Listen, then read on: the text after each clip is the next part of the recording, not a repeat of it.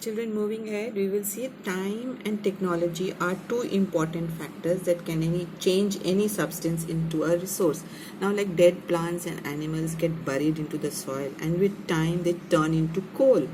Yes, so with time things change, and with the use of technology, you can see what has man created with his ideas, knowledge, and skills. Yes, he has made dams where he can store water, and it is of more use, isn't it? So as I told you earlier, humans are themselves the most important resource. And two things you must remember: time and technology are two important factors that can change any substance into a resource. So, man, with his ideas and knowledge, he has invented and discovered and created more and more resources. Each discovery or invention leads to another. Like the discovery of fire led to the practice of cooking and other processes, while invention of the wheel ultimately led to the development of newer transport. Now, and the technology to create hydroelectricity has turned energy into a fast flowing water into an important resource. Okay.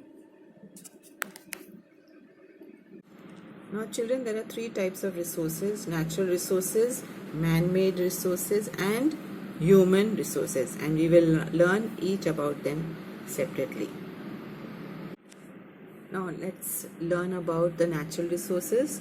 You can see resources which are drawn from nature and used without any interference or modification by humans is called as natural resources. For example, the air we breathe, the water in our rivers and lakes, the soil, the minerals, all are natural resources. Okay, and many of these resources are a free gift of nature. They are given us free without any charges. We get it freely in nature and we can use it directly. Okay, and in some cases tools and technologies may be used, needed to use our natural resources in a best possible way. Like today we are tapping sun energy to get solar energy. Okay, we are tapping the flow of making the water fall from a height and creating hydroelectricity.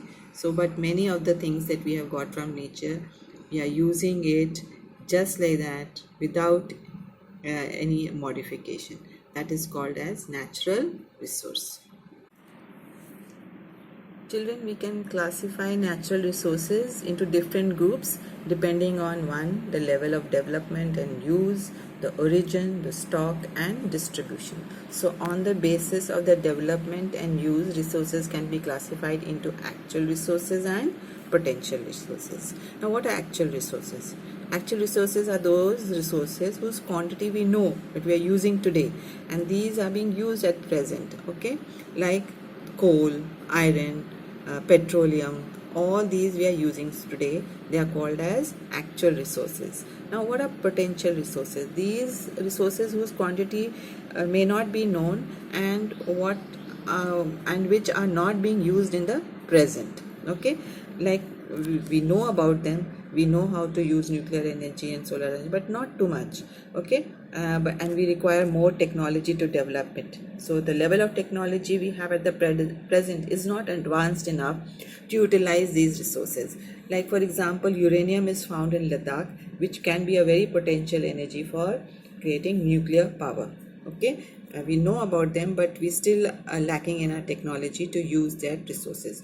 So on the basis, we classify natural resources into these things. First one we have learned is, on the basis of development and use, we classify them into actual and potential resources.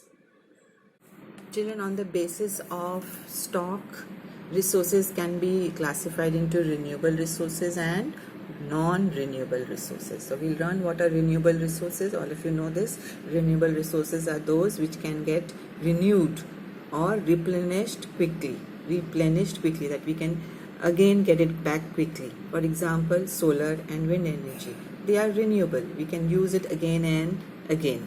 Okay, and what are non-renewable resources? These resources which are present in limited stocks, and once it gets exhausted, it may take thousands of years to get it back. Like coal, it takes thousands, the dead plants and leaves get buried in the soil, and then it takes thousands of years to form coal and petrol. So these are non-renewable resources, And renewable resources which we can get all the time, their examples are solar and wind energy. Now we'll see the next classification on the basis of distribution. We can classify them into ubiquitous and localized resources.